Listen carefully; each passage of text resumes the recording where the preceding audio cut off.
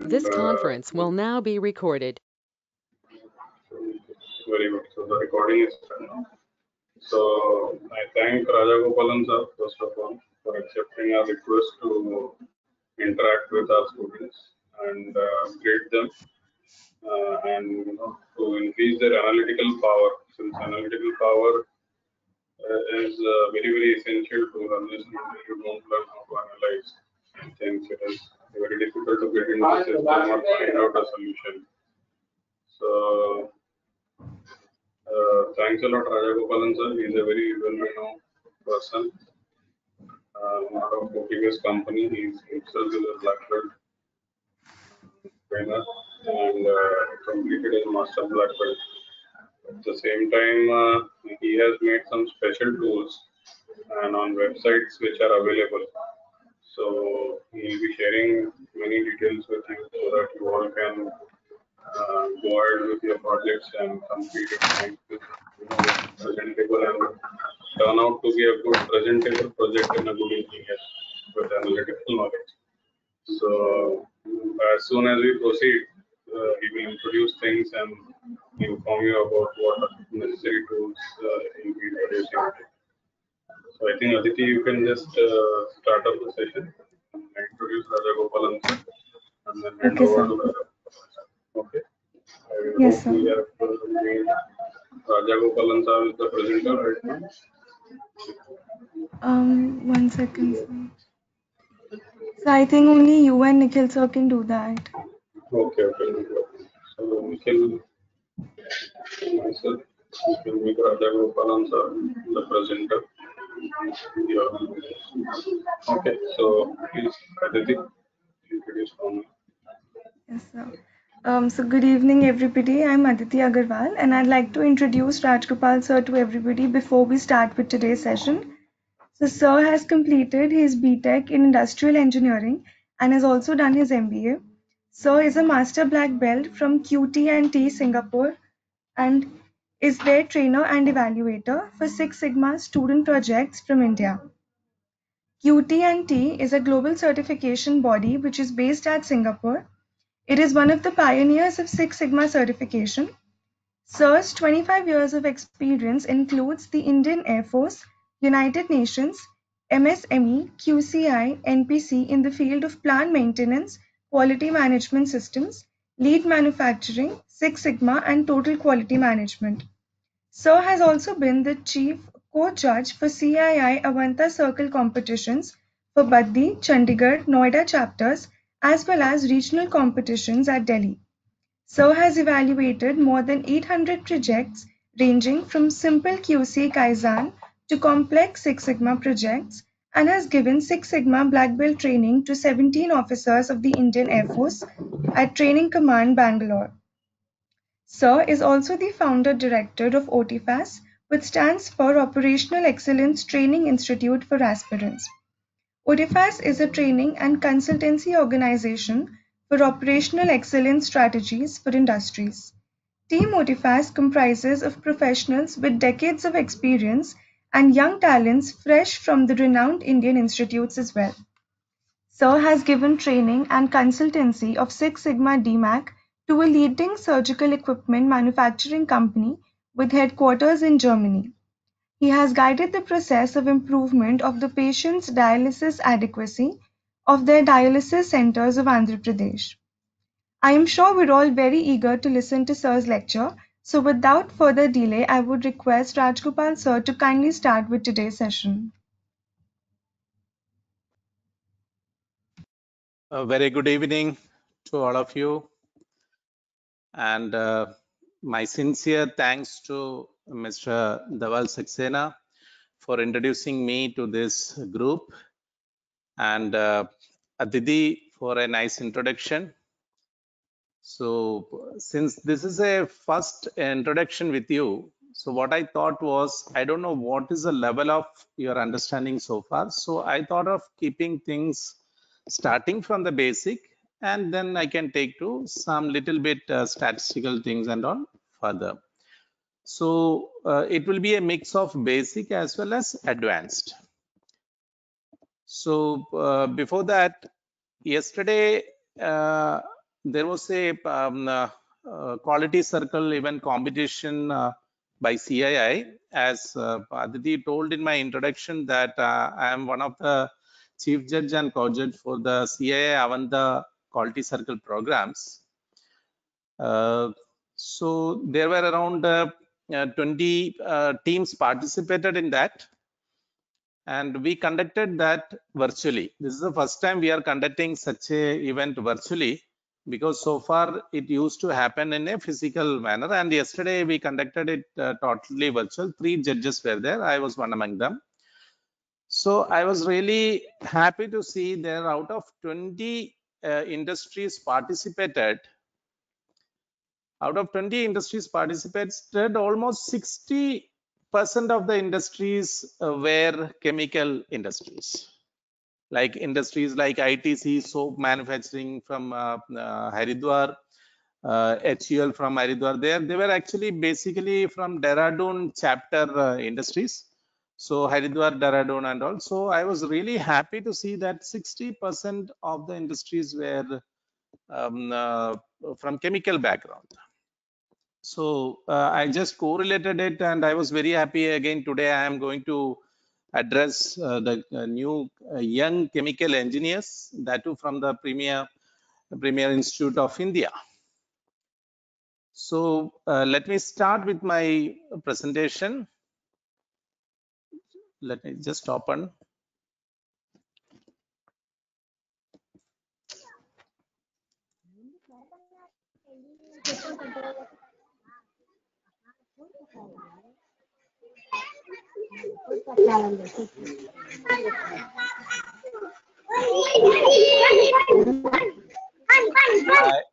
I request all of you, mute your mics.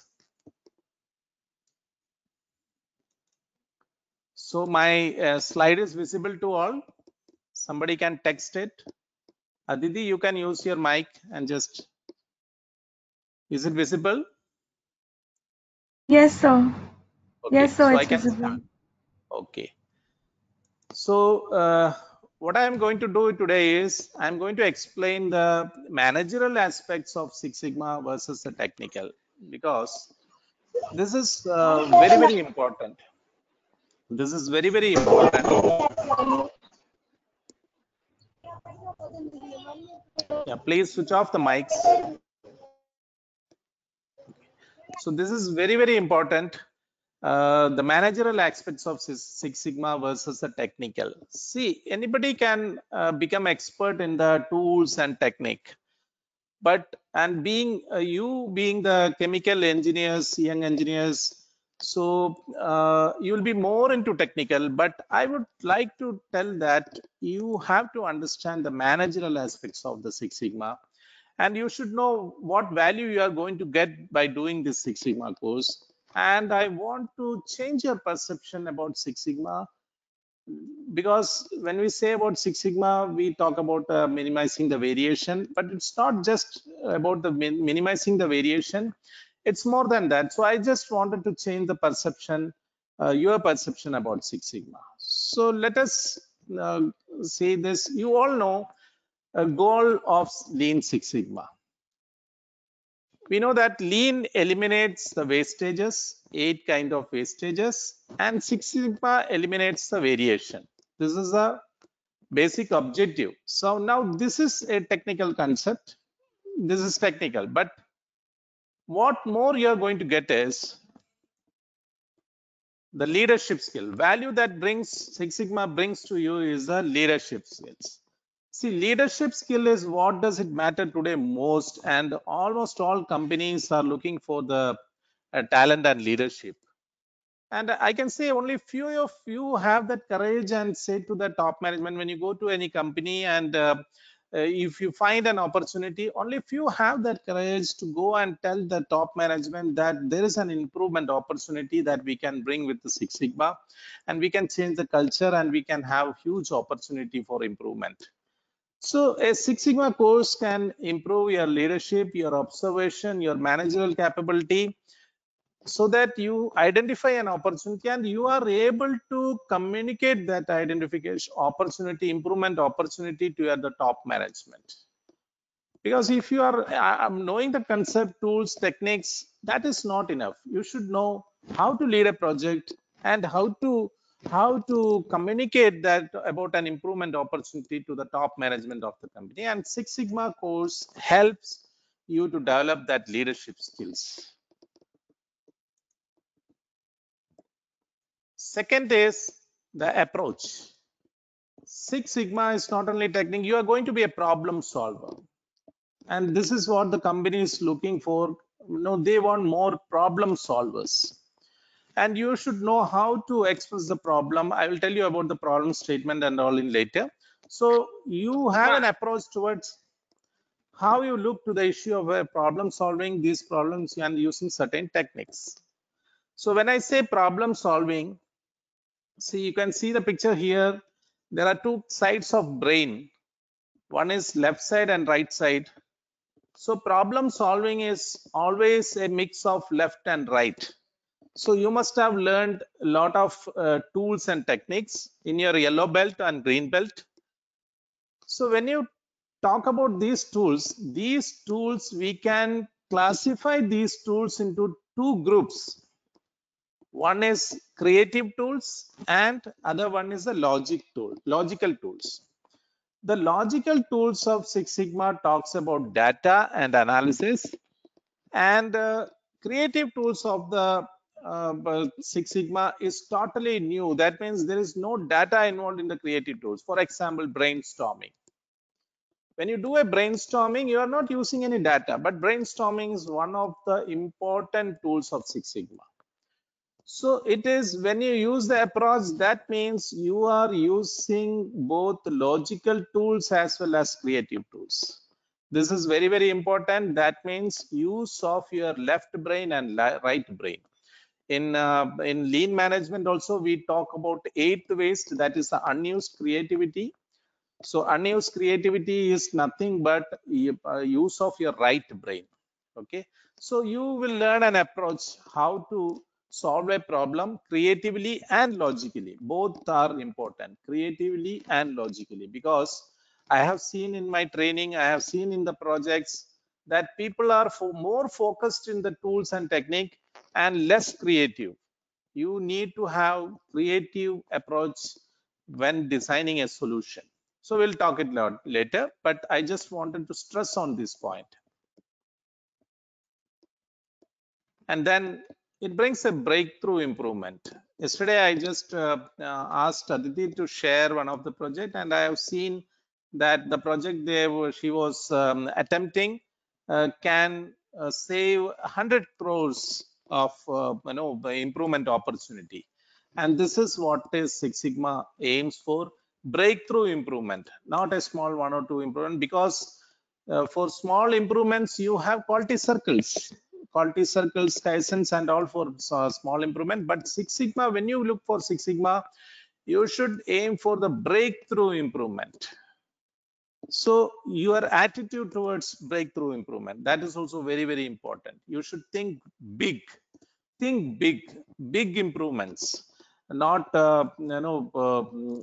like a business process re-engineering kind of thing. It's not a Kaizen project. It's a breakthrough improvement what we are looking for in Six Sigma. And one more thing, the scientific thinking culture. And it's the most essential ingredient for an engineer. And you are all engineers, budding engineers. Somebody of you may become scientist also. So the scientific thinking, Six Sigma also brings that scientific thinking, logical thinking in your approach. Now, this is also, you should know about this also, the most challenging key challenges for an organization. In this world, today's world, the key challenges for the organization are how to balance the two competing and parallel imperatives. Like, what are those? See, today business is striving to maintain their current operations, like customer relationship, service quality, market confidence, brand loyalty, all these things. So company has to maintain their current business operations And people who are only focused on maintaining the current business operations, they leave the second one, that is transforming the business operation in order to survive the competitions. So there are a lot of examples that many companies who forget to look at this area, they are nowhere in this now. If you just imagine in 1990s, how many companies, what are the brand names that comes to our mind when you talk about an automobile, when you talk about a telephone, anything? What are the companies that comes in our mind during 2000, and what are the companies that comes to our mind during 2019? And you can see a huge gap with this. Many of the companies do not exist now. So why it has happened? Because they have not focused on the second imperative, that is transforming the business operations. Now this part, the first part, is mainly with the marketing people and the sales people. They have to maintain the current business operations. And here come the role of Six Sigma, the second part. What is that? The transforming the business operations. So that is why today companies have a special team to transform their business operations, and they do achieve it through the projects, like the projects what you do in a Yellow Belts. You have done a lot of projects, and all those projects, actually what they are doing, they are actually transforming the business operations, reducing the cost, and bringing the business change in the best fitting manner to the organization. And one more thing before we come to the main subject, one more most important part, the future of Six Sigma in chemical industry. Indeed, it's not only for chemical industry, for all industries. Have you heard about Industry 4?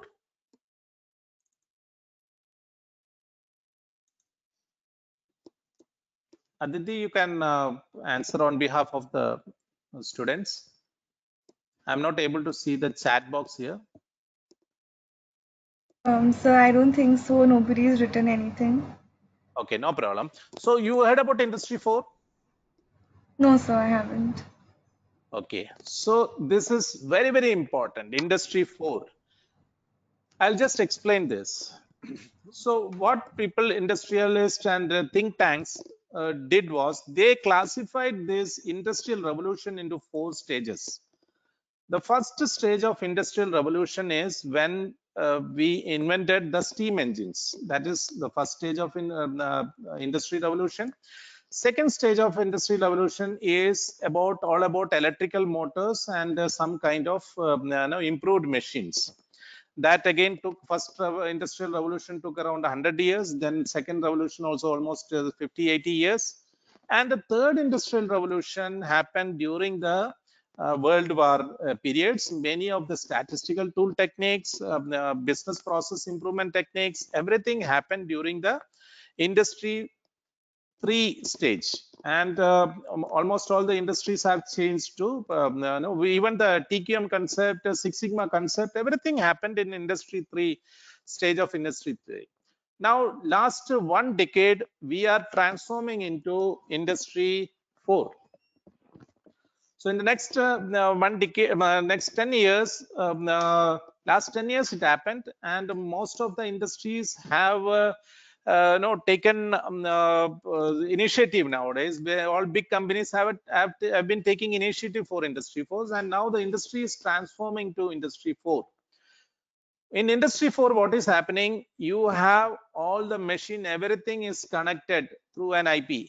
Okay, so earlier what is happening? They were having different processes, all disconnected processes. Some kind of automation happened, but next revolution of automation is totally different, where the machine can communicate with other machine can communicate with the people, everything can communicate each other.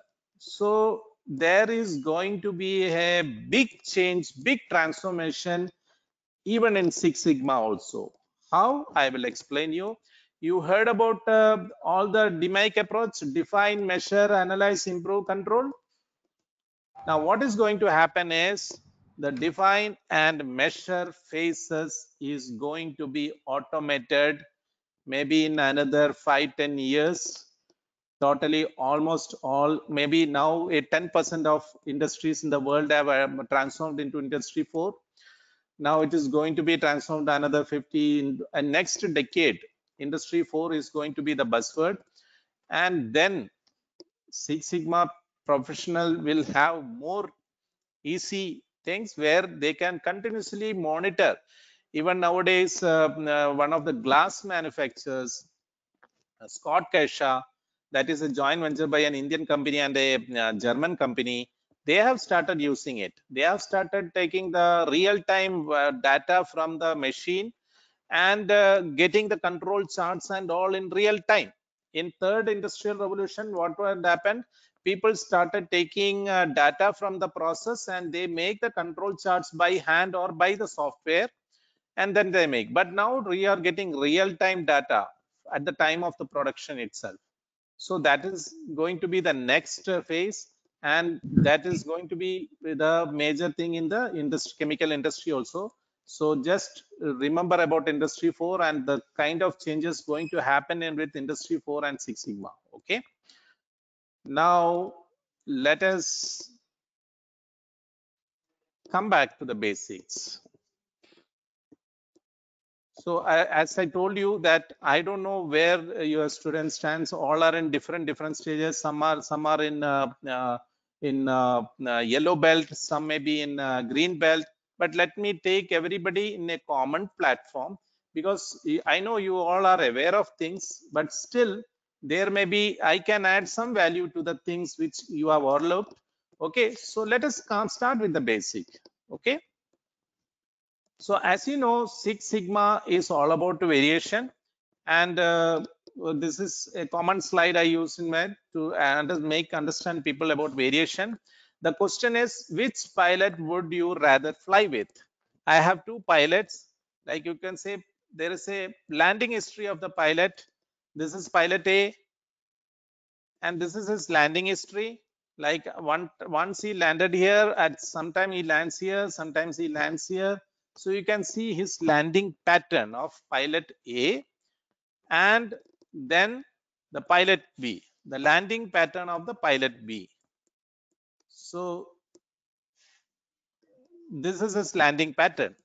Now tell me, which pilot would you rather fly with? Somebody, I can. Pilot B. Pilot B. Very good. So you understand the concept of variation. That means, okay, so this is what is the difference between pilot A and pilot B? Pilot A has huge variation, and pilot B's landing variation is very proper, less variation and more accurate. Okay, more precise rather. You have to understand some words. Variation, you should know what is variation and what is precision. So pilot B is more precise, and we will always try to select pilot B.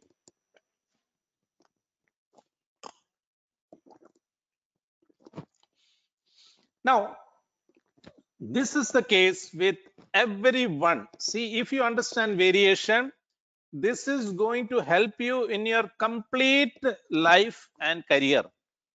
Please understand. This is not only for a company, but this is for an individual also. Let's take an example.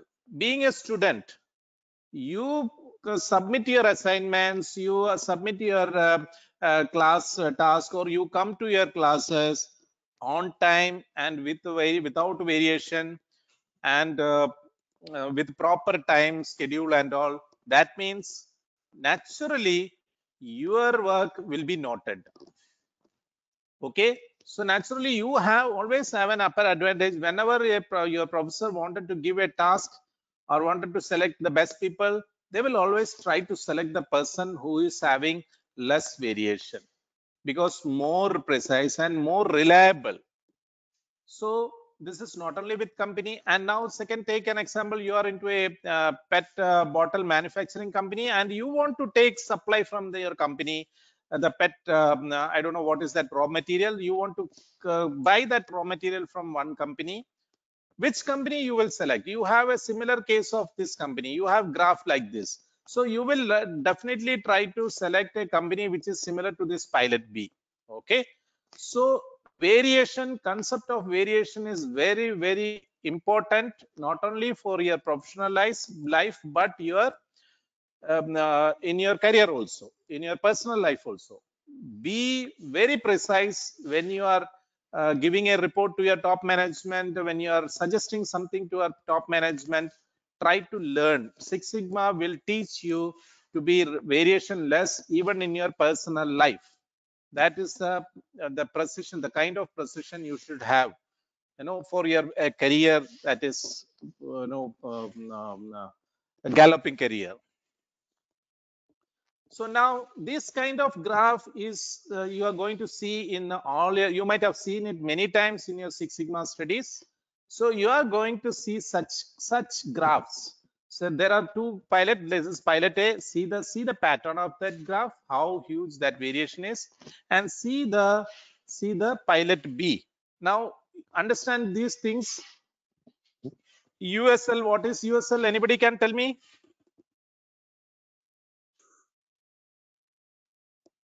Upper Upper specification limit, very good, and lower specification limit. So see this graph, how this graph is between, how this graph is half of the specification width. You see this specification width. If you can count this, we can say this as specification width, the length of specification, the width of specification. It is nothing but USL minus LSL. Okay. Now you tell me what we will call this some other width. What is this width? Who can tell? Now I say this width. Can you see my mouse also? Movement Yes, of sir. mouse. Yes. So this width from here to here, there is a width. This is called the specification width. So can you tell me what is the width of this, between these width? UCL and LCL. Very good. That means control width, isn't it?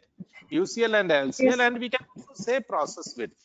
Now, most important part is you are capable only when your process width or control width are well within the specification width. This is the first point of Six Sigma. Okay, the process width should be well within the specification width. Okay. Now, one more question: who gives the specification?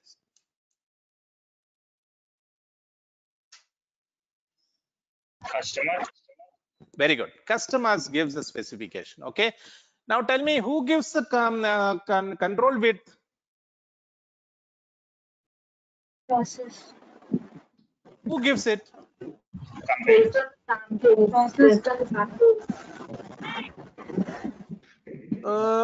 Is it given by anybody or any management like that?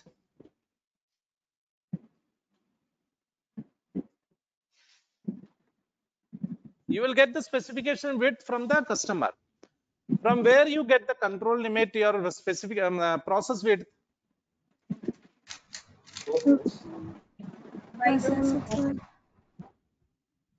Okay. Now the process width is not given by anyone. This is one thing you have to understand.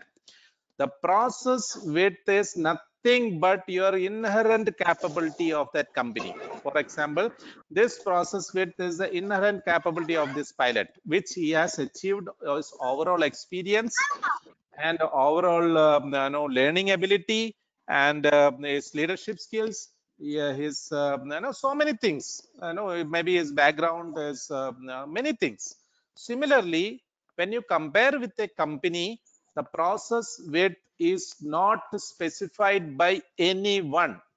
That is the inherent capability of a organization based on their machine used, based on their process parameters, based on the SOPs, based on the people who are working into this in that company.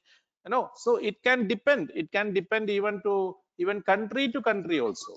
We can say a organization in Japan is having more capable in many of the processes because they have that culture, they have the kind of people, skilled people, they have the kind of machines. So even in India, many of the companies are also capable competing with the global companies. We also have many of the super machines, latest machines, contemporary machines. But what makes a difference is the major difference is always the culture. Culture of the organization, culture of the worker, culture of the manager is very, very important in the process capability. So this is why I always say that in tools and technical, you may be expert, but at the same time, please switch off. I don't know whose mic is this. Please switch off the mic. Nagendra Babu. I think Nagendra Babu's mic is to be switched off. So this culture is very, very important.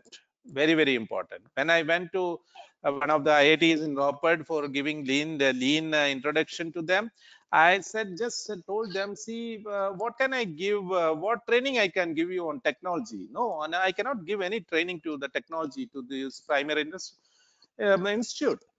What I wanted to tell is the technology is not enough. We are very up in the technology, okay? But at the same time, what we lack is matching that technology with the culture. So Six Sigma professionals or you people can match that culture with the technology. Keep it in mind. As a Six Sigma managers, professionals, you have to bring the culture of the company to a different level. Technology is very easy to achieve nowadays. You go to the best machine supplier, you go to industry 4 suppliers, you bring the best machines, but culture is very, very important to match the culture of the organization to the technology. So only leaders like you, that is why I said that leadership skills, attitude, culture. So Six Sigma is not just about variation. Being a Six Sigma professionals, you have to understand how I can bring the culture of a company to up. Okay, so Big Six Sigma is one way of upgrading the culture of an organization. So these are all this defects, but I am not going into detail. You might have seen this. Okay, just one thing. Hello, yeah. Should I explain here or should I go further?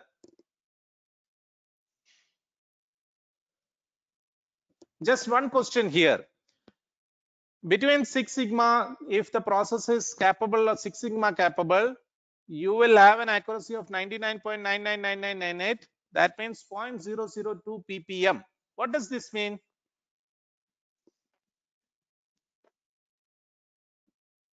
Somebody can switch on the mic and answer me. 3 defects per 10 lakhs. Defects per million? ppm. But have you heard this for Six Sigma it is 3.4 dpm or ppm? Yes, sir. Then how it is 0.002 ppm? It means it is not ppm, it is in billions opportunity. Why this?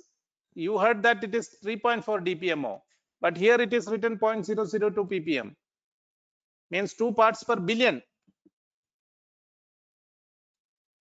Okay, this is actually a theoretical concept. Okay, practically it is told that you will have a 1.5 sigma shift of the processes both the side. So when you say this is 0.002 ppm, this is purely theoretical. But in practical, what happens? The industry, the process always shift from 1.5 sigma from left or to right.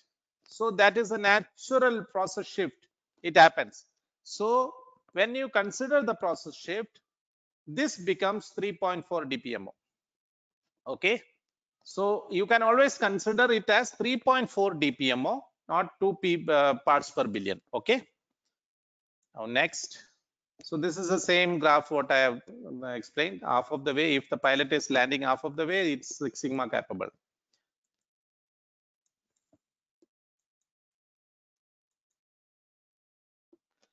Now, one more thing I want to tell and make you understand is this is a common thing with everyone. You heard about ISO 9001? Anybody heard about Yes. ISO 9001? What is that ISO 9001?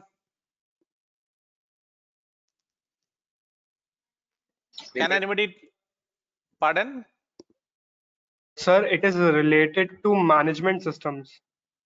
Very good. Sir, it is a standard. Yes, Very sir. good. It It's is related standard. to That is management. also correct. Yes, very good. Very good. Standard. It Quality is a standards standard. of management. Very good. Very good. Very good. Yes. Now you can switch off the mic. I will turn. So when I request, you can put on the mic, and when I say, you can switch off the mic. Okay. Now ISO 9001 is, you rightly said, it is a standard. For what standard? Management system standard. Okay. What management system standard? Quality management system standard. So ISO 9001 is a quality management system standard. When UK, it was evolved in UK initially brought this ISO standard in 1987. They had three standards. It is called ISO 9001, ISO 9002, ISO 9003. So 9001 is for manufacturing companies, 9002 is for service industries, and 9003 was for design industries, something like that. And in 1994, what they did, the ISO has made a major change in ISO structure, and that major change was that again some modification brought, that is in 1994. And in 2000 again they brought a very major change in ISO, and we all started hearing about ISO after that major change. And what was that major change they made in ISO 9001 in year 2000? Anybody can answer? Somebody can switch on the mic and answer me. What was that major change?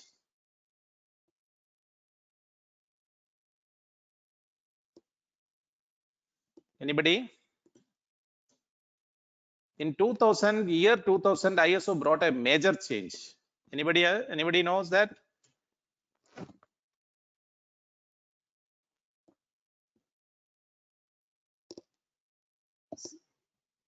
Aditi, anybody? Okay, then I will tell you. In 2000, what they did was they have combined all these three things, ISO 9001, 9002, ISO 9003, into one single standard. And you know what they did? They named this process approach. What they said was, whether it is manufacturing, whether it is service, whether it is a design company, what actually makes the product is through processes. So it doesn't, we have to understand the process, not the product. Earlier it was product basis, but now ISO brought it as a process approach in 2000, and then it become a worldwide acceptance for that when they had come to the process approach. So Six Sigma is also a process approach, and I can say when you do a Six Sigma, when you learn a Six Sigma, you can apply this Six Sigma to all the industries. So the concept of Six Sigma is almost 60% is generic for all the industries. Now around 30 or 40% will vary specifically. Okay, so you have to understand that 60% of the generic things and 30% of your, or 70% of the generic things, or 60 or 70% of the generic things, or 30 or 40% of the specific thing. So when it comes to specifically for the chemical engineers, you have to be very, very specific. What are the specific things that can apply in the chemical industries? So in the later lesson, I will come with a few chemical industries projects also. I can also see your projects also, whatever projects you have done. Okay. So understand the process approach. So when you are becoming a Six Sigma professional, you should be able to solve the problems of any industry. 60%. Only 40% will leave to the particular people. industry people. But you should be able to understand any process if you are a Six Sigma professional. Now we will focus, because 60% of the generic you should understand, as well as 40% of that your specific things also we should understand. Okay, so please keep in mind the process approach, and then we will also understand what is process as well as systems and processes and all. Okay, so now let us understand this. When you understand an organization, we will take to the full slide of this. Let me take to the full slide. Okay, so what is a process? Now everybody can see this slide.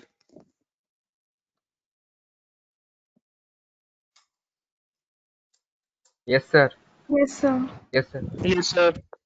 So now any disturbance in my voice? No, sir. Clear now? Yes, sir. Okay. Now at the lower level, you can see some gray color, list out training auditors, select auditors, some activities I have mentioned, isn't it? So this is called activities. Okay. Now we understand what is a process. A process is nothing but collection of activities. Okay. It can be, now here I am you can see it is an audit process. We can take any process, for example audit or evaluation of your project, whatever it may be. So there is a process. This audit process will have different sub processes, and every sub process will have a particular activity. So you have to understand at the lower level what are these activities. When you are doing a Six Sigma project, you should focus on the small activities and you make a process flow chart, isn't it? You make a process flow chart in your Six Sigma projects. Okay, so process flow chart is nothing but collection of this listing down the activities, like step 1, list out trained auditors, step 2, select auditors, step 3, provide schedule, step 4, provide checklist. This is a list of activities performing in sub process planning. Now this process, sub process is part of the audit process. Now please understand this. A process or sub process is nothing but collection of activities, and a business system is nothing but collection of processes, and a business or an organization is nothing but collection of systems. Please understand this. If you are going to any organization, or if you are going to start your own entrepreneurship, you are going to start your own company, or if you are going to any company, joining in a company, you should understand that company as a collection of systems. At the basic systems are, for any company, is there must be a system for marketing management. There must be a system for operation management. There must be a system for quality management. There must be a system for finance management and HR management also. These are the minimum systems that any company should have. So systems are nothing but collection of processes. Processes are nothing but collection of sub-processes, and sub-processes are nothing but collection of activities, steps. So this is also very, very important to understand. So here your creative mind will make you to understand all these things. That is why I told in the initial phase itself, you should have a logical mind as well as a creative mind. You should be analyzing, observing things in this way. Six Sigma will teach you how to observe things. Okay, so this is process, sub-process and all. Now next, just one more introduction. We are hearing Six Sigma now, but first time we heard about Six Sigma is in 1998. That in a Forbes Global magazine, there came a small article about and they have internationally lauded a mediocre Indian company led by an ordinary man operated by simple illiterate personnel for their Six Sigma efficiency in delivering fresh food, home food to people in offices across greater city of India. Any idea which is this company? Dabbawalas. Very good. General Motors. So Six Sigma people knows about Dabbawalas because this is the company which actually brought Six Sigma and made Six Sigma famous in India, not only in India, in everywhere. You know why they have given this selection? You know, because they had made only one error out of 50 transactions of tiffins in 2 months. Can you imagine the accuracy? Anybody? No, sir. So this accuracy is 99.999998% of accuracy. Accuracy, that is the level of accuracy, and they have made only two errors. So this is even more than Six Sigma. Okay, and they were not using any Six Sigma technique. That is what I told. The culture is very, very important. And they were culturally, all were illiterate people, and you know, just 8th or 10th pass people. But how they maintain it is, even it was very astonishing for the foreign media how they have made this achievable. So that is why I told it's not about tools, it's not about technique. There is a vital thing called culture. Okay, this also you have to understand. Six Sigma is a culture, not only tools and technique. So then little history, I think you all know that it has happened in Motorola. Then General Electrical took it further.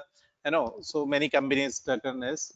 So let us once more understand three things, basic understanding of these three things, then we can go further. Three things you should understand: what is accuracy, what is precision, what is variation. Again, I have taken an example like a shooter that somebody has to select, and definitely we will conduct a shooting test, and we have a result of shooter of A, and what is the accuracy and precision of this? Okay, I think you will be you may be knowing all these things. Still, I will put all the 4 slides. Okay, so this was a shooting pattern of 4 people. Now, what do you understand with pattern A? It is written already, neither accurate nor precise. And shooter B is accurate but not precise. Shooter C is precise but not accurate, and shooter D is they are both accurate and precise. Now you tell me, if you want to select two shooters, whom will you select? B and D. B and D. Okay. Yes, Who sir. else? B and D. Who else? Sir, B and D. So B and D. Okay. B and D. Very good. Very good. So here I want to change your perception. I will select C and D. C and D. C C and and D. D, sir. C and D. You know why? C and D, You know sir. why? Eh? Yes, sir. That is what we also want to say. Yeah. Why we should select C and D is, of course, everybody knows we have to select D. Yes, sir.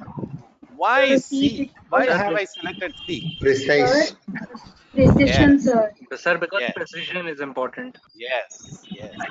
It is not only precision is important, it is very difficult to achieve.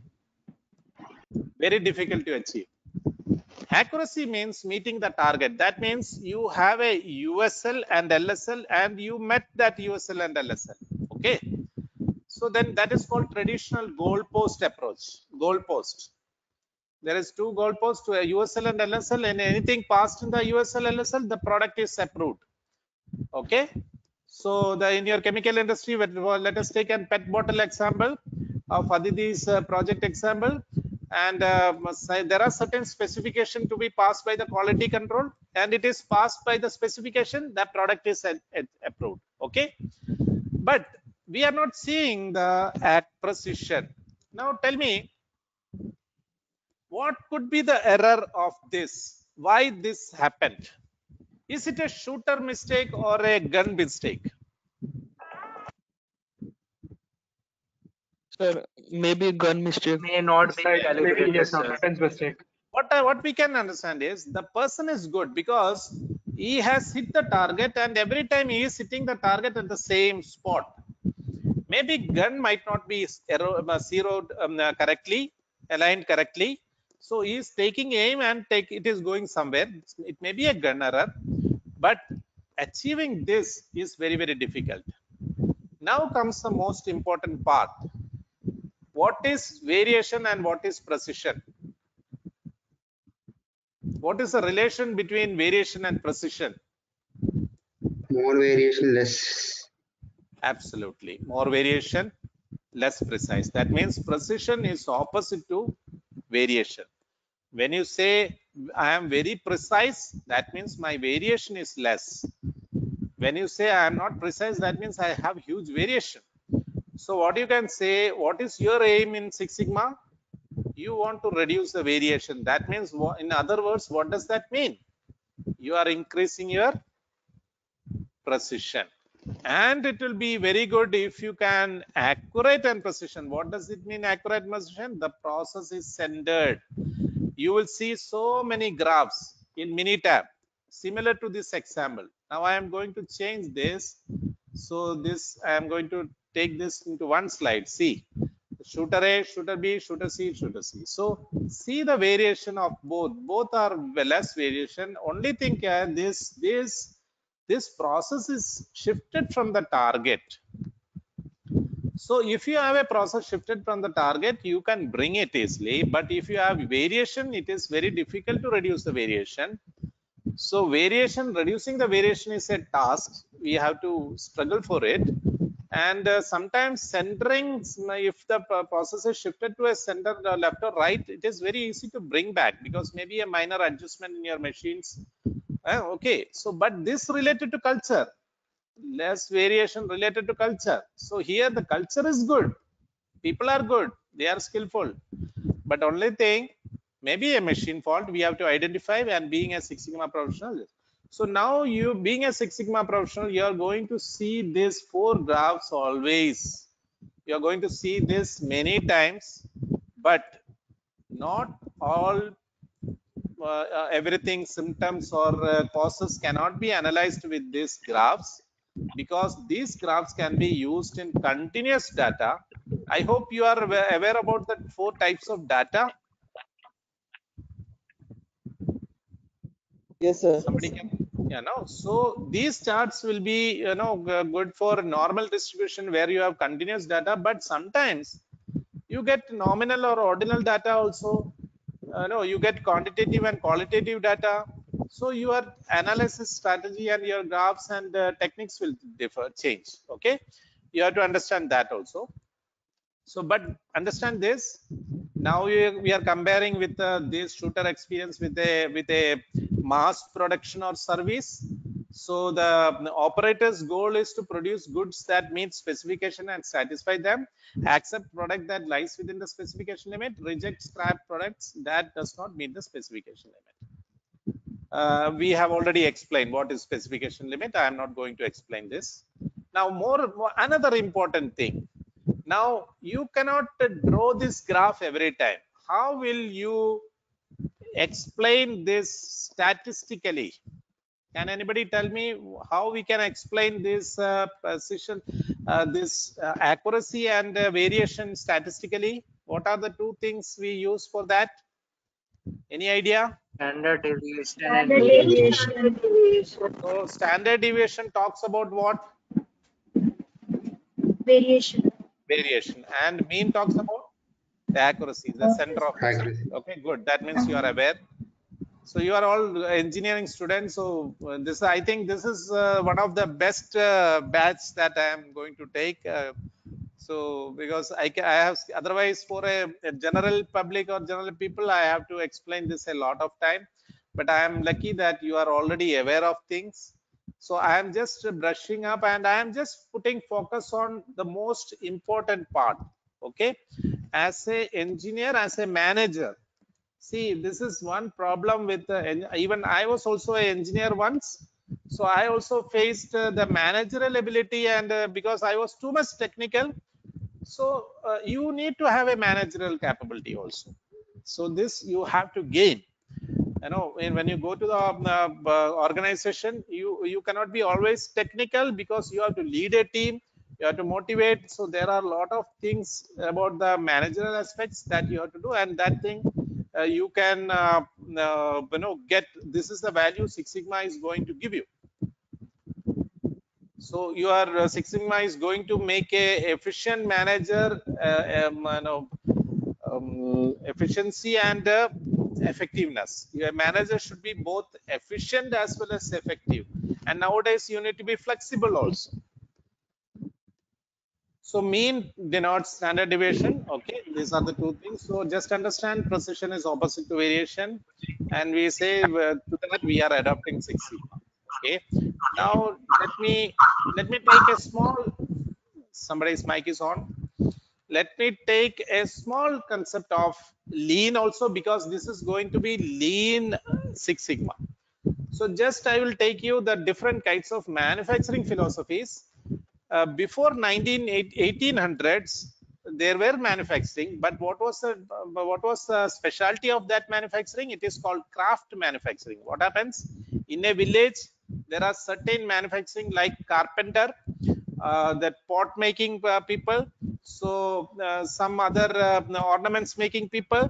So all these people were manufacturing, but they were manufacturing in low volume and high variety, because every customer is different.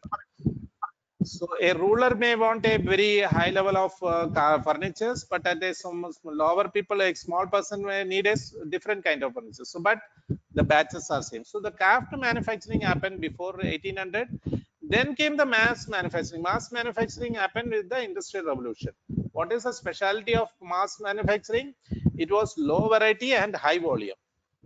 Later in 1970s, Toyota introduced this lean manufacturing, and so that the specialty of lean manufacturing, it is combination of craft and mass, high variety in batches. I will just like to mention an example of Ford here. The Ford company, they were the first among to design a manufacturing line. What they used was, Ford used a big rope and winch to pull the cars along the assembly line and kept the workers stationary. This was a revolutionary concept. Earlier, people used to move with the parts, and the work was stationary and people used to move. Now Ford bring in a revolutionary concept. Henry Ford, he tried to pull with a rope and make the first manufacturing line. Okay, that is a common lean man. That's a manufacturing, mass manufacturing. But at the same time, the Ford very used to have a very arrogant statement that Model T car, one Model T car was there, and he used to give a very arrogant statement that you can get any color provided it is black. That means he said you will get only one color, black color Model T car. And you can imagine, is it possible today? That is why Toyota came with the variety, because then they came with the combining crafts and mass, taking the customer feedback and delivering low variety, very high variety in batches, small batches. So this is also important, because this is the concept of lean manufacturing. I will just take you to the concept of lean manufacturing, where it actually happened. Just 2-3 slides, that's all. So you know about lean concept and 8 kinds of waste.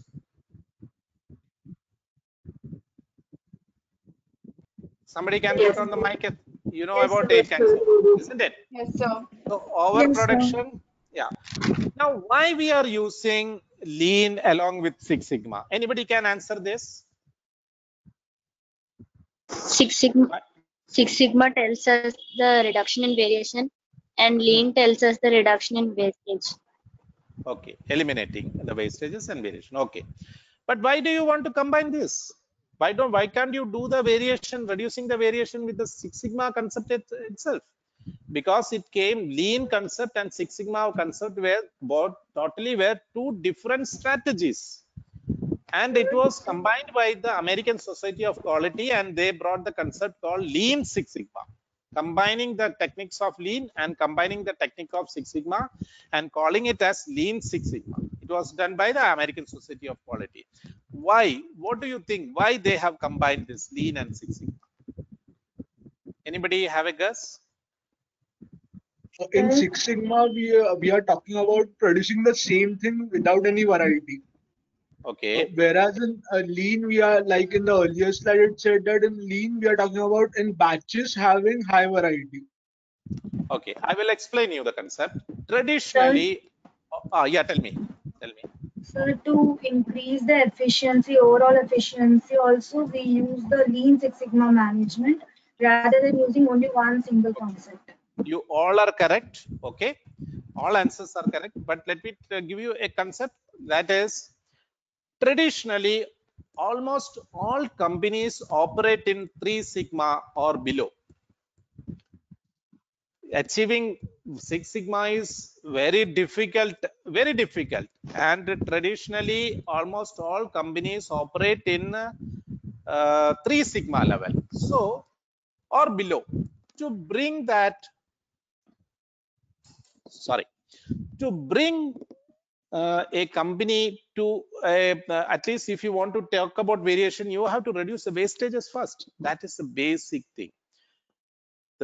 thing. And Lean also bring culture very easily, because Lean techniques are very simple. Kaizen projects are very simple, and you can do a Kaizen project in 6-7 days, and you do, because of 5S and all, you get very easily bring a culture to the company. Very easily you can bring a culture to company. But with the Six Sigma, it takes some time. So with the Lean, if you are starting with the Lean with any company, just by making it order, 5S techniques, setting in order, then putting Kaizen, and very easily you can bring the culture in that company. And once there is a continuous improvement culture, then it is easy to take from 3 Sigma to 4 Sigma, 4 to 5, 5 to 6.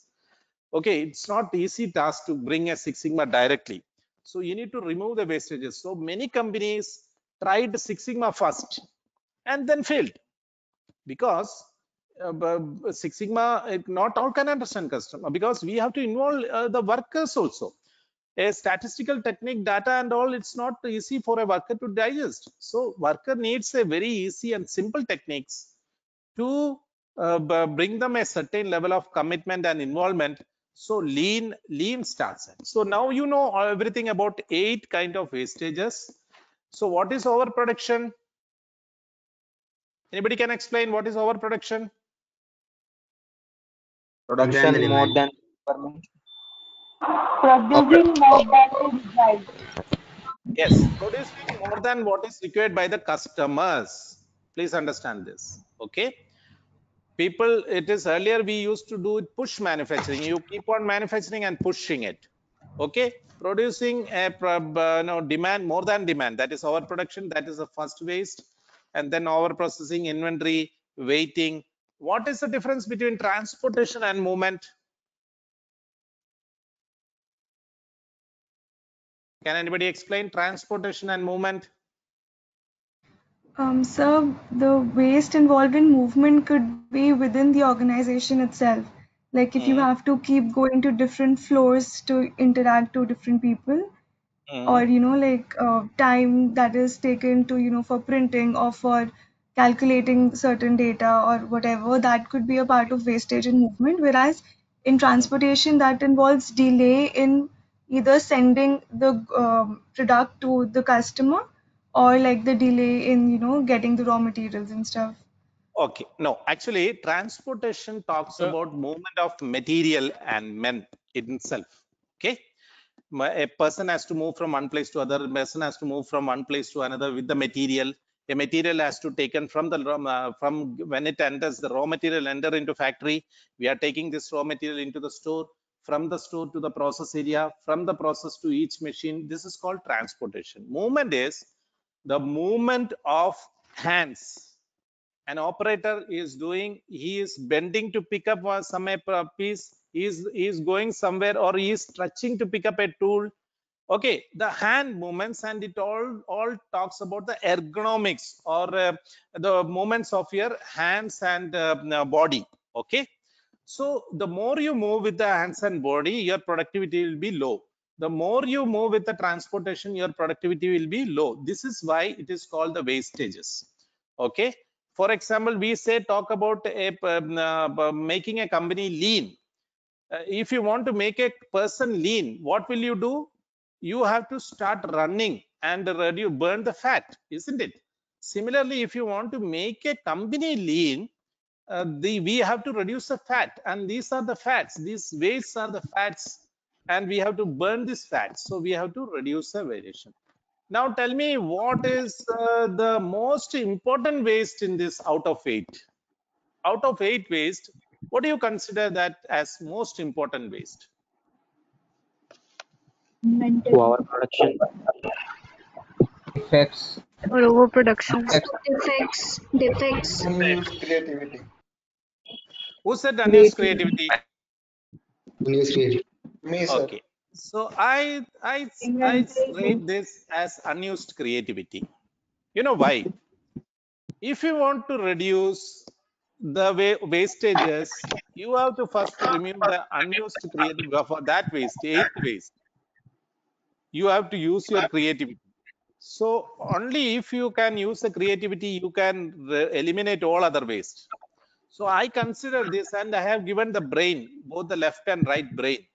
Here, creativity is more about the right brain, bringing new process, new. See, in my lean, I am one of the lean consultant for MSMEs.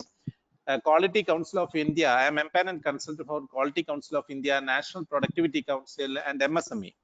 So when I go and give training to these people, I've just first, I know it is amazing that these shop floor people, how much creative things they have done. There is no data collection, no need of data collection. Only it is, I used to call it as Jugaad, because there is a Japanese technique called Kaizen. Kaizen is one tool to reduce the unused creativity, and I used to say it as Jugaad. So you have to make, people have to make Jugaad to make that, reduce the wastages. And you will be amazed that these people have tremendous capability. Only thing, as a Six Sigma managers, you have to improve the culture. Make this point. You can become a technical expert in tool by practicing. I will make you expert. It is very easy.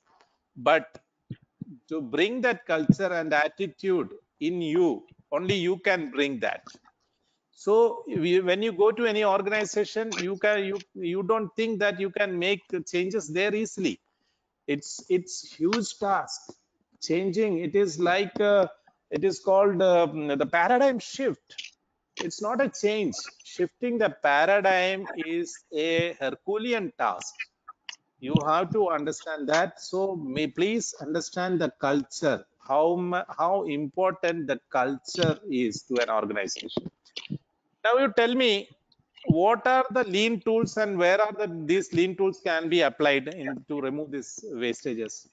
You are aware about the different lean tools?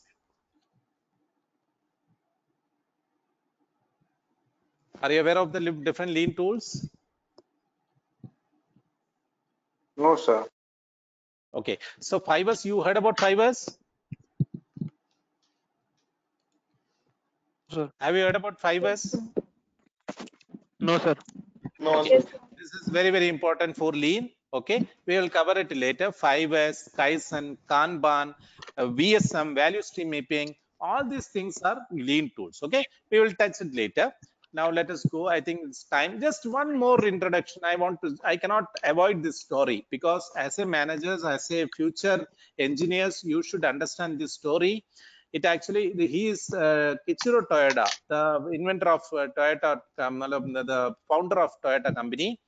He, in 1929, he started this by selling his what do you say? There is a automatic loom machine. He sold it patent rights to a UK company, and then he entered into automobile industry. And he was a different man. He wanted to improve. He know that Japan lacked the resources. So what he wanted was to bring a more efficient process. So he visited Ford US and different companies. He visited Ford, Chrysler, to learn the management or manufacturing techniques. But he didn't like any of these techniques. Why I'm giving this example is, as a manager, you also have to take this a note of this story. You know, the real system of Toyota production system or lean manufacturing system, today's lean manufacturing system actually originated from a supermarket in US. Kichiro Toyoda actually got his manufacturing technique idea in a supermarket. You know, even today, lean technique is all about based on supermarket concept. The inventory management system is like a supermarket concept for them. So why I am giving this example is, tomorrow, if you go somewhere, if you observe, you may also get an idea that I can use this technique in my system also. So you may be in a chemical, but you may be visiting some other manufacturing unit or something like that. But you should know what are the things I can apply in my own. This is creativity.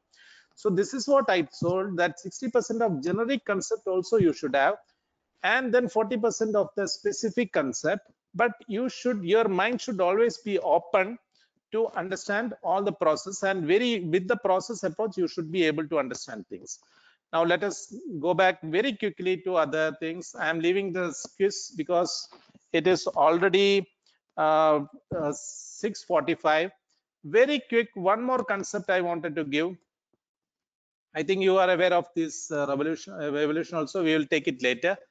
One concept I wanted to tell you.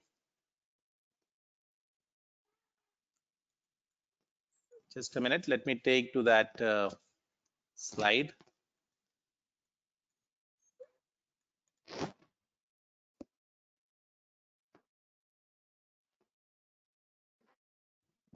Just a second. Let me.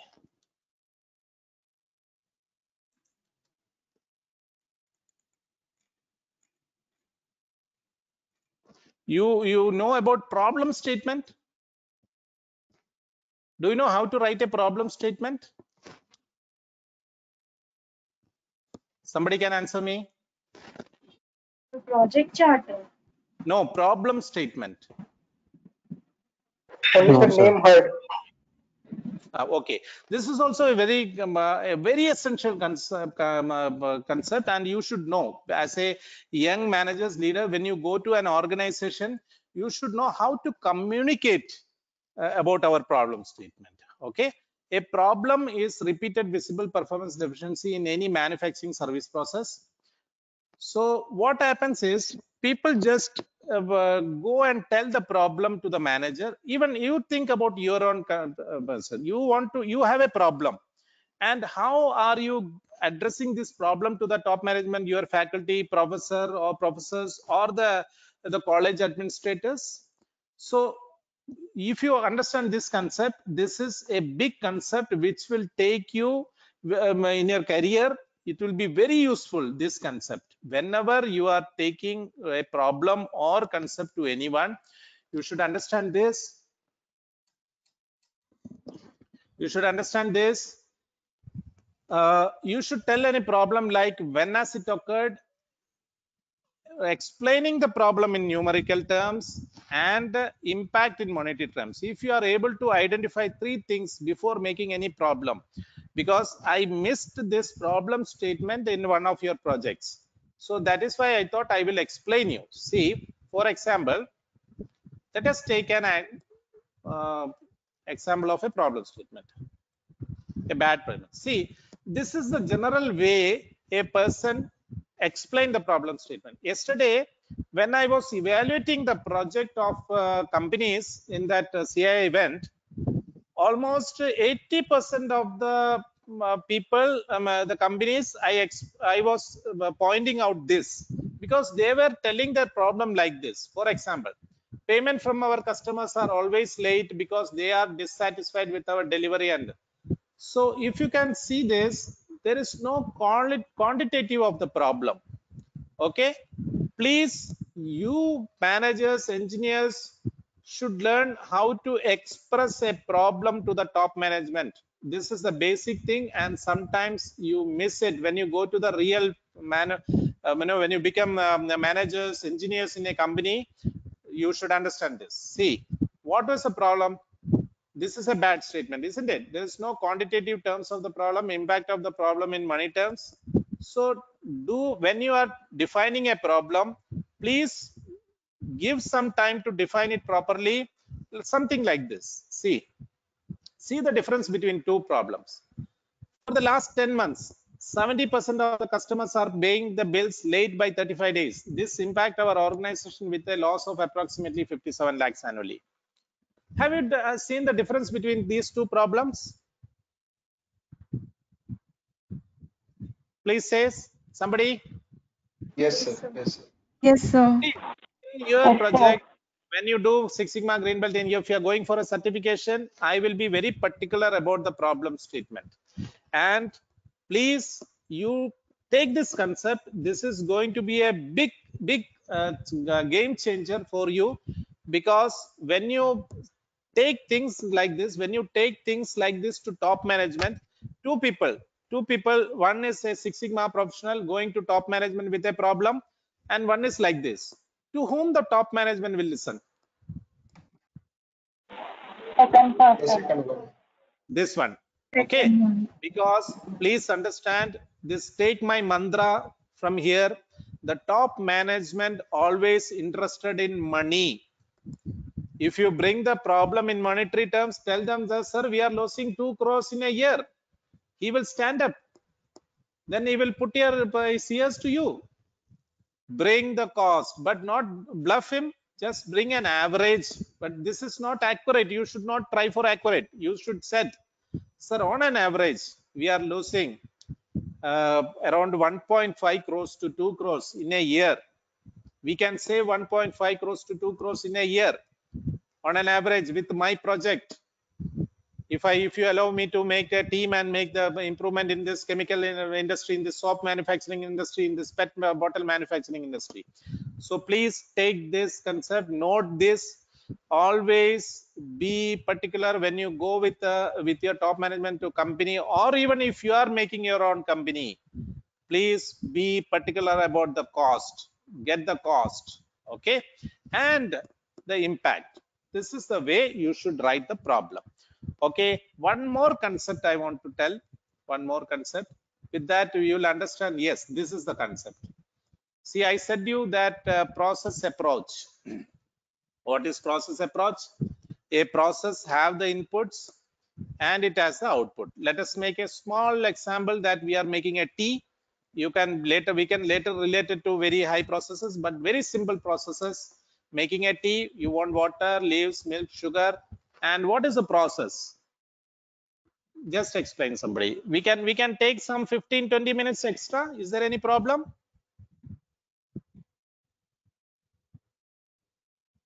Hello. Is there any problem if you are extending for 15-20 minutes? No problem. No, sir. No, sir. So far it is comfortable for you.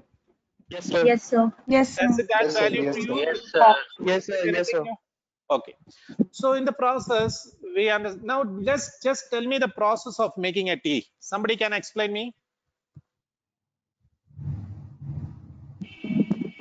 So first you boil the water, then add Yes. tea leaves.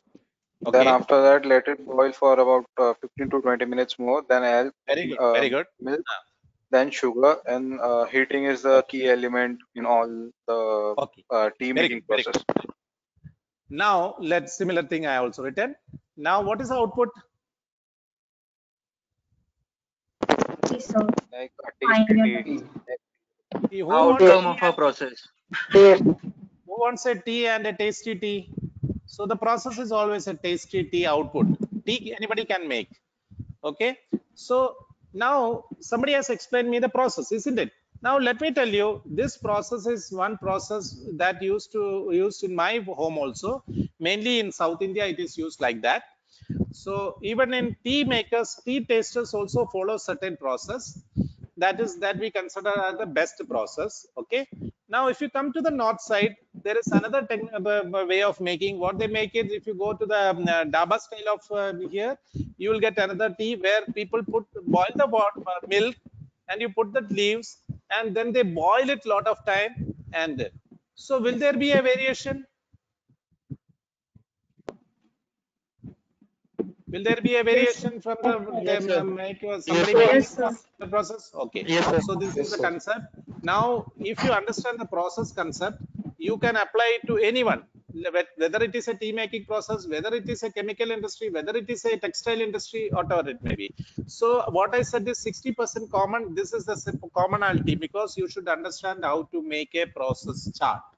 And that person who has explained me the process, explained it very beautifully. He also said boiling for 15 to 20 minutes. Very, very important, the process parameters. If you boil for 25 to 30 minutes, the output changes. So every time a tea is made, the quantity and quality and taste varies. Why this variation? Now the gist of Six Sigma is coming in this slide. This is the gist of Six Sigma. We call the quality of output Y depends upon the quality and the process parameter, quality input and process parameter. So Six Sigma, in Six Sigma, this slide, you remember this slide. The complete process approach and approach to a problem is this. Quality of output. It can be variation in the output. We generally call it as Y. Depends upon the two factors, quality of inputs and process parameters. So if you want to improve the quality, you are actually improving this. This is what before 2000 people used to do. They focused on this. Why? They just put and they kept a quality inspectors, and that this inspector will reject the problem and accept the action. They never focused on this before 2000. So then now people have started, because last 2 decades people started focusing on this, and Six Sigma professional also should be focusing on this. So this is the thing. This is called Y is equal to F of X. You know that you are engineers. This Y is a function of X. That means Y is the output and X is the input. In the input you have process parameters, and that is why I said that person has explained me 15 minutes boiling. 15 minutes boiling means what? The process parameter. So for a Six Sigma, the technical thing is you have to define every input, you have to define every process parameter wherever possible. Okay. Now I am going to show you some project. Okay, 2 projects I am going to show, and then I will show the application what we use for this one. So this is a pharmaceutical company in Ropet Baddi, and this person did my Six Sigma training, and he did this project. So if you see the problem statement,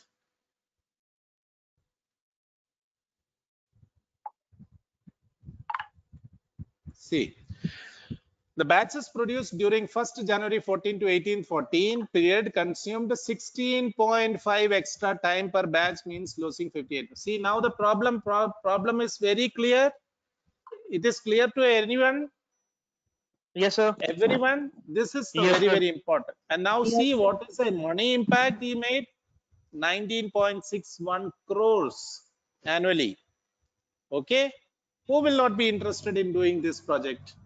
You know, to save 19 crores, you need at least 100 crores or 200 crores sales to save 20 crores.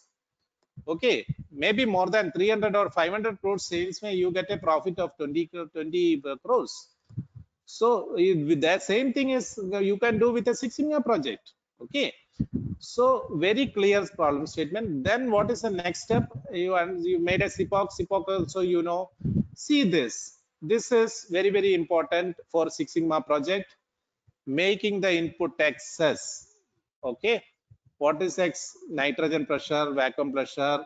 Okay, this we have defined this excess and the various specification of the excess, because until unless you are not analyzing the input, you cannot analyze the output.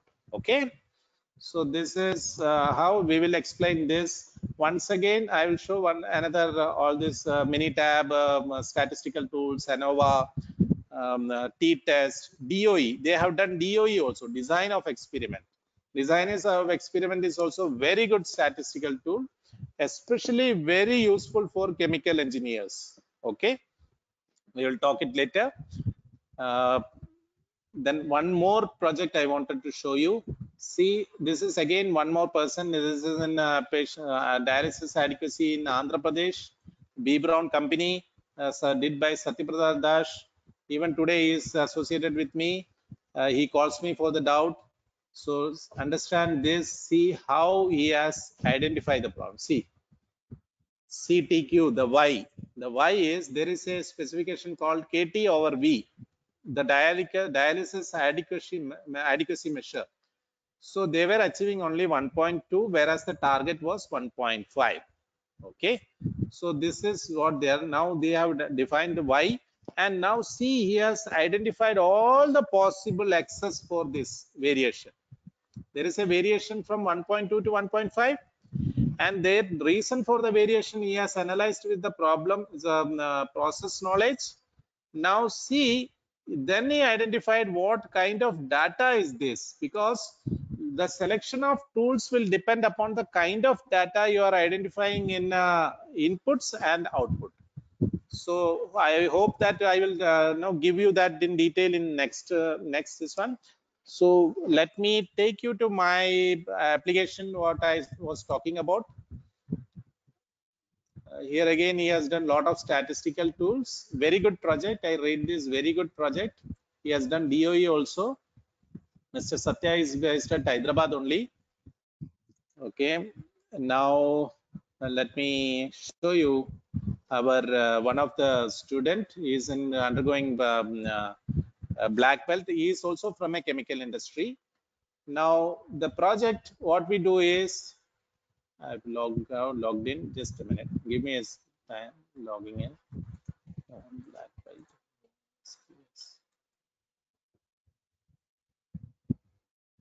So we have black belt lectures. There are around 45 lectures in our system. Now the people do the project also here. What they do, they click on the project, and we have given define phase, measure phase, and control phase. In the measure define phase, we have defined what are the things to be written. He has to enter it into it, and after finishing, he will get a PDF or PPT for that. Okay.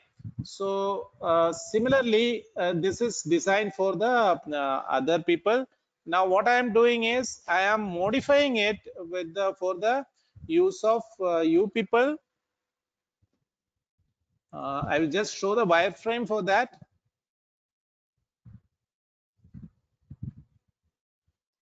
So this is going to be the wireframe. Now this is combinedly designed by QT&T.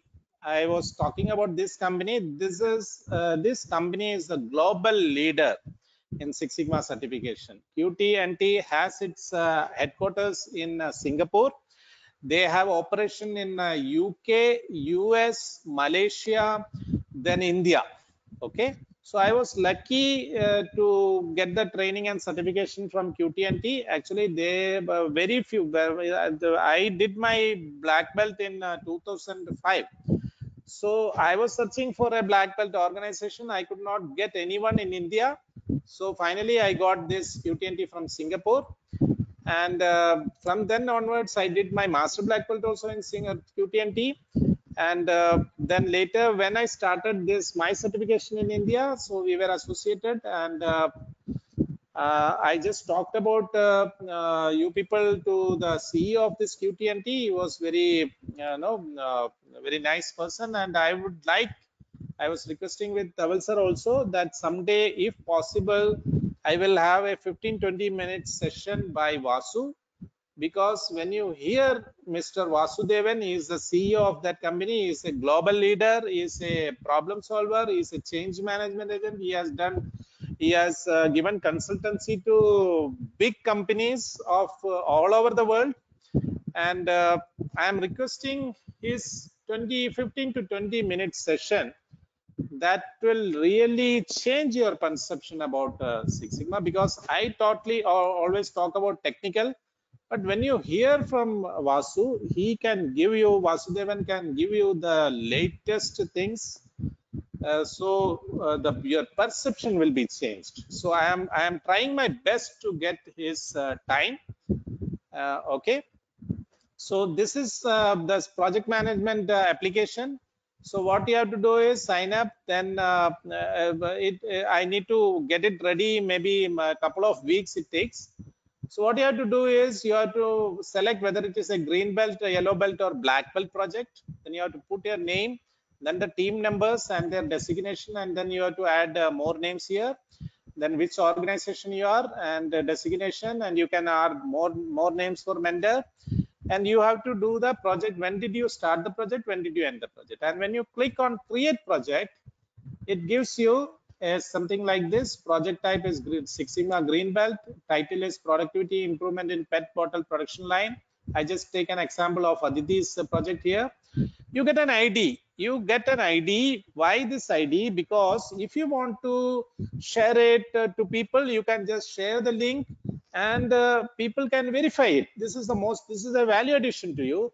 That otherwise what will happen, you are carrying this project, there will be at least evaluation by QTNT people also, my also, some 3 people will be evaluating, and your own people, your own faculty, your own mentor. So at least 4 or 5 people will be evaluating and putting their remarks and putting their sign, so that it becomes an online, and wherever you go, because it is a project based learning, certification is a gate pass. What they just see is your project and whether. So when we have a common platform and people can verify from your project, it gives a really additional value. And so this is why we have given this project ID. And then who has done this project, and who are the team member, and who is the mentor. So I just for a sample purpose I did this. So when was it completed, and who was the master black belt, then separate link by the master black belt, separate comment by the master black belt. And then when you save and proceed, it will take you to the define phase. So in the define phase, you have to briefly explain this, and must write a problem statement, very, very important, and then a goal statement. And then you when the define your project schedule, this is your project schedule, or when did you completed your define phase, when did you complete your measure phase, when did you complete your analyze phase, when did you complete your improve phase, and then you have CPOC diagram, all these things. So this is a base application format. And especially I have designed this for you people, so that it gets a global value for you. That is why I requested for QTNT also to involve into this, so that you get a global value wherever you go, all over the world. It is recognized in this way. Okay, so I think now time is over, and it will be too much if today I take more. But I think I have justified the time. Now I'm stop sharing my screen. Now Yes. Aditi, or you can take over. I hope I have given some value addition to you. One more thing I will give you. One more thing. Just one more example. VSM stands for value stream mapping. What is the difference between this is yesterday's score sheet, jury sheet. You can see this liquid unit ITC, Haridwar complex has participated, liquid unit ITC has participated, the soap unit Haridwar has participated yesterday. Okay. So I'm going to tell you about VSM. Okay. Now the VSM, what is the difference between VSM and a process mapping? Anybody can explain?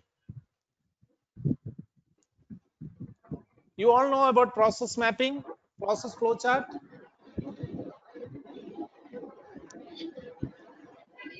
You know about process flowchart?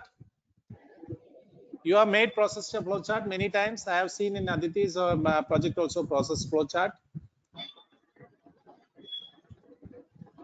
Yes, sir. Yes, sir. What is the difference? Do you you know about value stream mapping?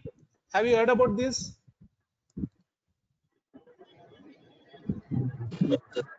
Value stream mapping is a lean concept, very beautiful tool, and it is evolved in Toyota, and the must tool for lean management. Now I'll explain you what is a Value stream mapping. Value stream mapping means the Japanese people always consider the movement of, they don't consider it as a movement of material or man. They always consider it movement of value or waste. Now you should understand what is value, what is waste. Value means anything that brings money to your organization. Just for an example, let us consider a pet bottle manufacturing company. So I am taking the example of Aditi's project. Now the raw material of the pet bottles is coming to the store, and from there it is going to the each process. So what are the things involved? First, raw material is arriving in the gate, factory gate, isn't it? Now from that factory gate, two people will carry in a trolley or something, and they will carry it to the store. Now what kind of activity is this? Is this a value added activity or a waste activity? Can anybody explain? Just put your mind. It is a waste activity. It Why could it is have waste been activity? automated. Okay, now can you tell me It could what have been why you automated. told that? Yes, you said that automated, okay, or but why is it a waste activity? Because those two people could have been used somewhere else, like automating the machine wherein a batch of PET bottles could be Okay, put into the good, machine. good. But let me tell you one more definition. You are right, but let me tell you that beta or lean, in the lean concept, a value means if any specification or process or nature of is changing, that activity is called lean value added activity. Rest all is waste, and customer is willing to pay. Now tell me that raw material taking from gate to store, any change in that raw material? The raw material is same. When you take from the gantry to the store, the raw material is same.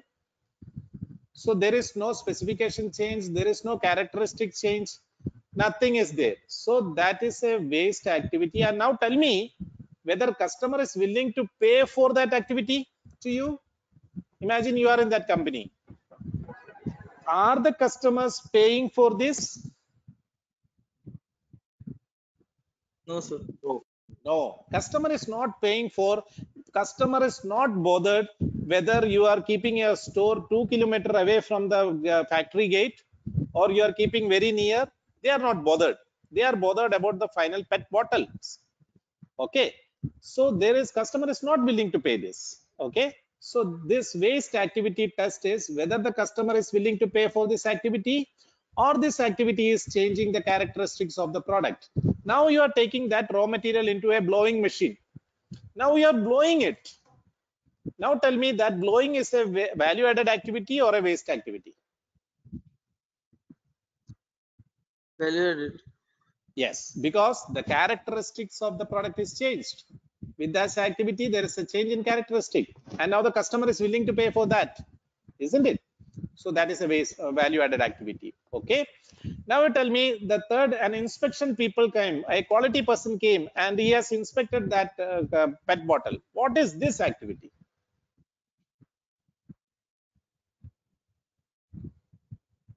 What is this activity? Whether it is a waste or a value added activity? Waste.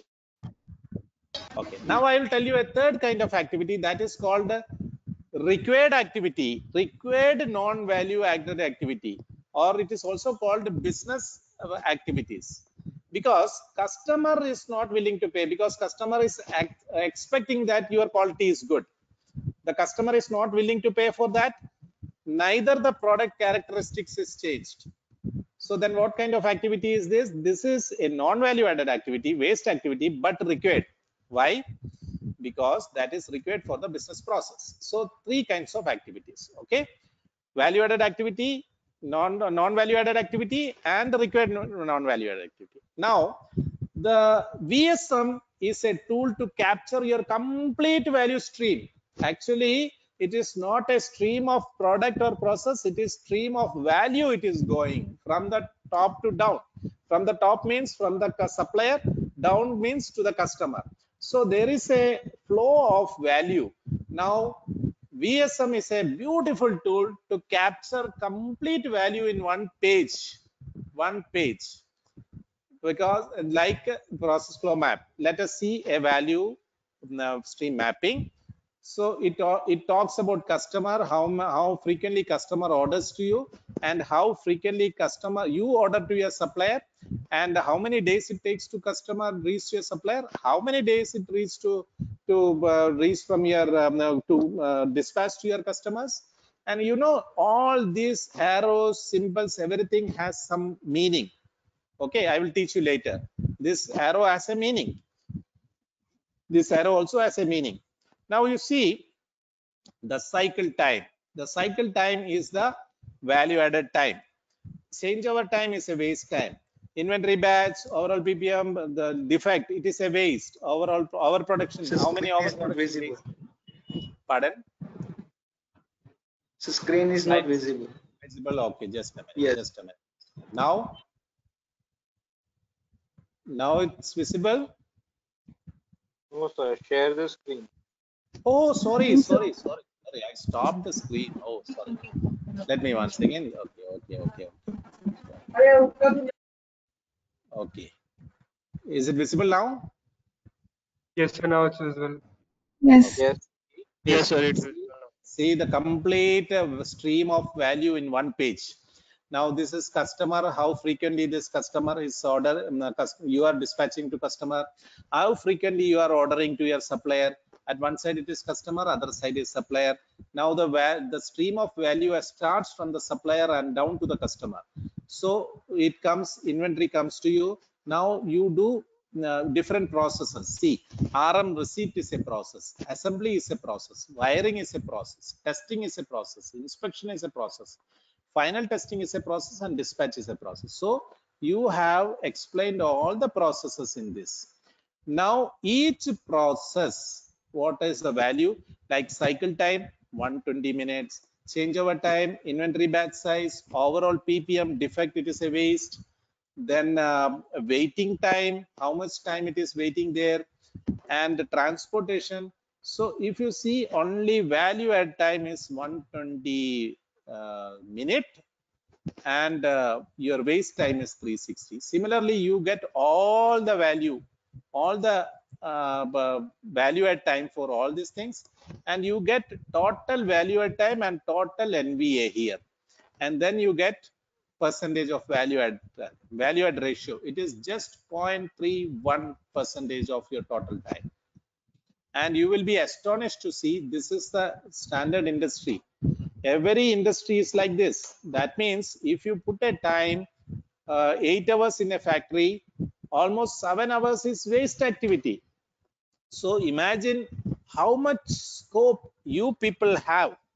By understanding the concept and applying the concept, you have huge possibilities, but you have to understand it in the right way, the right culture, and you need to apply. So for applying, you also need not only tools and technique, but a leadership skill, an attitude. So Six Sigma is not only Lean Six Sigma is not only about a tool and technique, but it's also a culture, okay, that you can bring. And through you, let us foster the global competition, because now you see the government has supported industries to compete with China, and we have a feeling now, make in India. So you are the people to actually make these our industries with the global quality, to foster the global competitiveness, that quality culture of improvement, continuous improvement, it lies on your hands. So you should be aware about things, and try to apply it, and try to apply things in two different angle. One is technical angle and a managerial angle, okay, cultural angle, okay, most important. So thank you very much. I hope I could give you some value addition, that this your 1.5 hours or 2 hours is not wasted. So with that, I am over to Aditi or Dhaval sir. Thank you very much.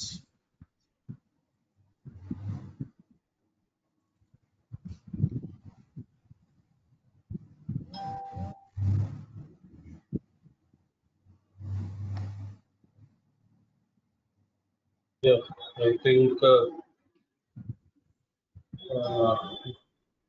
Sir has cleared most of the doubts in this session, and this is just the beginning actually. So we'll be having more sessions as we proceed with your projects and things. So thank you, Rajagopalan sir. I think further we shall schedule the things, and we are almost exceeded by 20 minutes to the time. We were trying to finish up by 6:30, 6:45, 7 o'clock. But I think your session was very, very interactive. We couldn't stop. You have very good people, very good student. I really liked the participation, and all are at a very good level. Only I need to brush up and bring them some value-added points. That's Yes. Yeah, actually, some students here are new yellow belt, some are green and black belt. So training. So I think, but all in all, I think everybody is well versed and and good streamlined. They're preparing their individual lecture reports and submitting as well that like a MOM what they have undergone. So things are going pretty good. I think they are doing their best, and that is why like they're able to answer things and coordinate. So I think all went well. I think yeah. So again, but thank it was your energy actually. 7:30. நாளைக்கு start பண்ணி கொடுத்தா நீ daily எனக்கு So I think so we can close the session. Sandeep. Yeah, so I think sir we can close the session for today. Thank you very much, Dhawan sir. Thank you very much for arranging this session and making me to participate. It's my pleasure. I am honored to associated with one of the major institute of India, and people like you. It's really a pleasure. Thank you, sir. So I think we'll be adding you in our Google Classroom as well. So to get updated with what is going on, and as well as your the slides, etc. Also about the lecture, we'll be sharing with them little bit whatever is presented, so that they can come out with a good report and submit, so that everybody is updated. And if any queries are there, they may put up in the Google Classroom. And I think Aditi can collect it. Aditi with Kushmi and Shrijan can collect it and coordinate with you to answer them. Sure, sir. Okay. Okay, thanks a lot, Rajagopalan sir. I think you are. Thank you, sir. I'm leaving class. Thank you, sir. Okay. Bye. Thanks. Thank you, sir. Thank you. Thank you, sir.